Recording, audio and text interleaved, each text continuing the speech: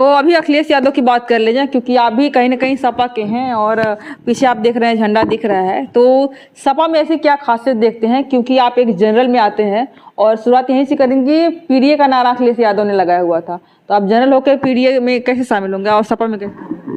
जैसे अखिलेश, ये तो मीडिया ने बता दिया, बहुत हवा उड़ा दी। नहीं, पीडीए तो उनके मैंने पोस्टर जैसे ठीक है, फोटो के साथ साथ उतना ही बड़ा पीडीए भी लिखा हुआ है। अगर उन्होंने ये नारा दिया था तो अगर उनके मन में अगड़े और सामान्य के लिए अगर जगह नहीं होती तो वो मंच पे आके फिर बोलते नहीं।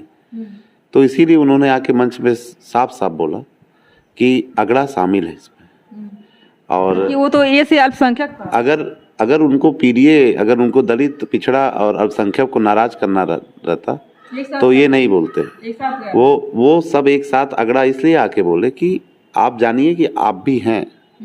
ऐसा नहीं है कि हमारे से कोई परे। अगर उनको केवल इससे फायदा रहता तो वो क्यों बोलने ही आते? बोलते हाँ मैंने बोला है कि पिछड़ा, दलित, अल्पसंख्यक।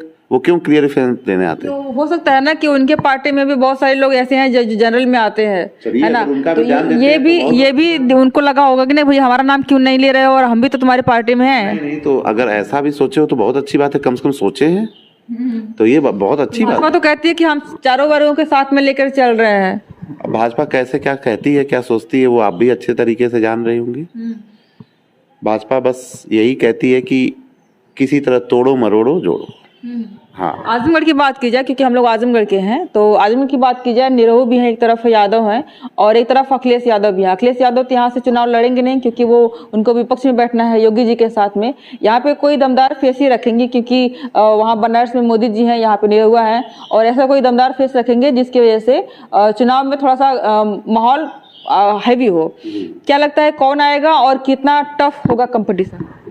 देखिए, लड़ाई तो केवल भाजपा से, क्योंकि भाजपा सत्ता में भी है और दूसरी सबसे बड़ी पार्टी यहाँ समाजवादी पार्टी है। हाँ। और आजमगढ़ में तो सबसे बड़ी पार्टी समाजवादी पार्टी है और सपा का गढ़ भी है। तो यहाँ तो जीत पहले से डिक्लेयर है समाजवादी पार्टी का, इसमें कोई दो राय नहीं। और जीत कितने लाख से होगी बस उसका आप लोग इंतजार करिए। क्या लगता है कि मतलब दो के दोनों सीटें सपा की ही आने वाली है? जी, दोनों सीटें सपा। अब चुनाव के आकलन में आप आजमगढ़ की केवल बात की है तो इस पे तो मैं बहुत दावे के साथ कह सकता हूँ कि एक तरफ निरहू जी हैं और वो कहते हैं कि मैंने 1.5 सालों में वो काम करके दिखाया है कि जो पिछली बार में यहाँ से मुलायम जी थे उन्होंने जो नहीं किया, और उसके पहले जो अखिलेश यादव थे उन्होंने ऐसा कुछ भी नहीं कर पाया होगा जितना मैंने 1.5 सालों में करके दिखाया है।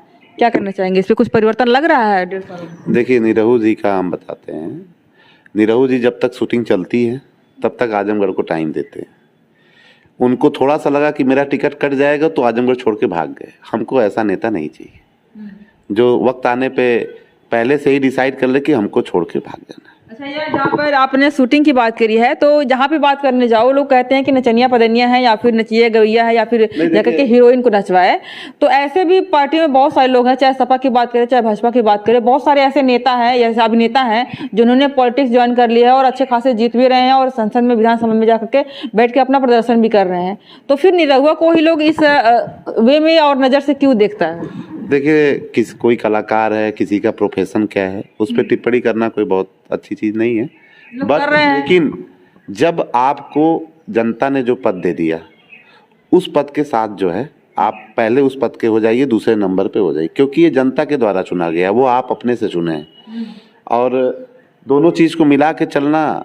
आप कहे कि शूटिंग हुआ, भीड़ लग गई, हमारा प्रमोशन हो गया। वहाँ पे भीड़ लगने के साथ साथ में जनता दरबार भी लगता है, लोगों की समस्याएं भी तो सुनी जाती है। जो समस्याएं सुनी जाती हैं वो बस कागज पे दिखावा ही रहता है। अब इस चीज़ को आप लोग कवर की होंगी तो एक जगह शूटिंग चल रही थी, इधर ही कहीं तबरपुर के आगे सखी सुंदासपुर में, एयरपोर्ट अथॉरिटी, एयरपोर्ट का जब विस्तारीकरण था तो बहुत से यहाँ पे कई हजार पब्लिक जो है उसके वजह से प्रभावित हो रही थी। तो कुछ लोग 10-20 लोग मिल के उनके पास गए तो उन्होंने उल्टा ही जवाब दे दिया। उन्होंने कहा कि आजमगढ़ को, आप लोगों को विकास की ज़रूरत ही नहीं है, आप लोग पिछड़ा ही रहना चाहते हैं। मतलब एग्जैक्ट बयान नहीं, लेकिन उन्होंने इतने गलत तरीके से बोल दिया कि उन लोग होपलेस हो गए। फिर आके यहाँ पे मानव श्रृंखला बनाई, चेन बनाई और बहुत बड़ा प्रदर्शन हुआ। प्रदर्शन होने के पीछे आज उसका उद्घाटन कल है, इसलिए उसके बारे में भी बोल देते हैं। प्रदर्शन होने के पीछे सबसे बड़ी वजह थी कि कोई विकास से दूर नहीं भाग रहा था। ये आप जो भी देख रहे होंगे मीडिया पे होंगे, चाहे जो ऐसे आजमगढ़ के मुख्यालय से अभी आजमगढ़ का विस्तारीकरण अगर देखा जाए तो यहाँ से 3 किलोमीटर आगे तक आजमगढ़ आ गया है। आप वहाँ से 5 किलोमीटर दूरी पे एयरपोर्ट बना रहे हैं और घनी आबादी है और एक हवाई पट्टी ही है, तो बहुत सी जगह हवाई पट्टी बन के पड़ी हुई है और भी मुझे मेरी बात सुनिए, बहुत से जिलों में हवाई पट्टी बन के पड़े।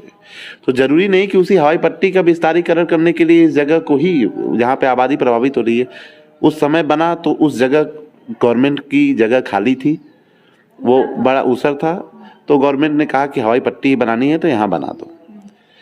अभी क्या है कि अभी उस समय जो हवाई पट्टी बनी होगी, अगर वहाँ पे फ्लाइट नहीं उड़ेगी, एयरपोर्ट नहीं होगा, वहाँ पे आवागमन नहीं होगा, तो हवा पट्टी किस यूज में होने किसी भी इमरजेंसी लैंडिंग के लिए था और भी किसी आपातकाल के लिए था कि कोई आसानी पसानी, तो ये इंटरनेशनल एयरपोर्ट के लिए नहीं बनी थी। अभी आजमगढ़ में तमाम ऐसी जगहें हैं जहाँ की ज़मीनें अगर ले ली जाएंगी, वहाँ कुछ सरकारी ज़मीनें भी निकल जाएंगी, प्लस लोगों की ज़मीन लेने से उनको कुछ फ़ायदा ही होगा, ना कि नुकसान होगा। तो वैसी जगहों का तलाश किया जाए जहाँ पे हज़ारों लोग प्रभावित न हो, हज़ारों लोग लाभान्वित हों। मुआवजे की बात अगर इसमें आती है कि लोग लाभान्वित होंगे, तो एयरपोर्ट में बढ़िया मुआवजा भी नहीं मिल रहा है, इसकी वजह से लोग काफी नाराज है। मतलब अगर कोई देना भी चाहता है तो लोग बोल रहा है कि मुआवजा सही नहीं मिल रहा है, जिसकी वजह से हम जाकर के फिर से यहाँ से उजड़ करके नई दुनिया बसा सकते। नहीं, जैसे मुआवजे की बात तो हटा दीजिए, जैसे मुआवजे की बात कर पाना ये एक डिफरेंट, क्योंकि देखिए घनी आबादी है और एक घर बना पाना मुश्किल है बहुत, और दूसरे जगह जाके बसना, 2 4 10 घर 20 घर हो तो प्रशासन भी उसको समझा सकता है, लेकिन यहाँ पे जब हजारों घर हैं और हजारों घर में अगर जोड़ा जाए प्रभावित होने वाले तो कम से कम 30-40 हज़ार लोग डायरेक्ट प्रभावित हो रहे हैं। तो ऐसी जगह पे फिर उस जगह पे ले जाया जाए जहाँ पे वहाँ एयरपोर्ट जाने से वहाँ आसपास कुछ विकास भी हो सके, ट्रांसपोर्टेशन बढ़े, ताकि कुछ लोगों की आमदनी बढ़े। ये तो ऑलरेडी एक तरीके से शहर का किनारा हो गया ना। आप कहीं भी जाइए, एयरपोर्ट कम से कम 20 किलोमीटर 25 किलोमीटर दूर बने, क्योंकि वहाँ पे केवल पैसों वालों का आना जाना होता है, वहाँ आम पब्लिक को कोई लाभ नहीं होता है। गाड़ी से लोग आते हैं, एयरपोर्ट पे बैठेंगे और फ्लाइट से उड़ जाएंगे। ये भी सही कहा इन्होंने।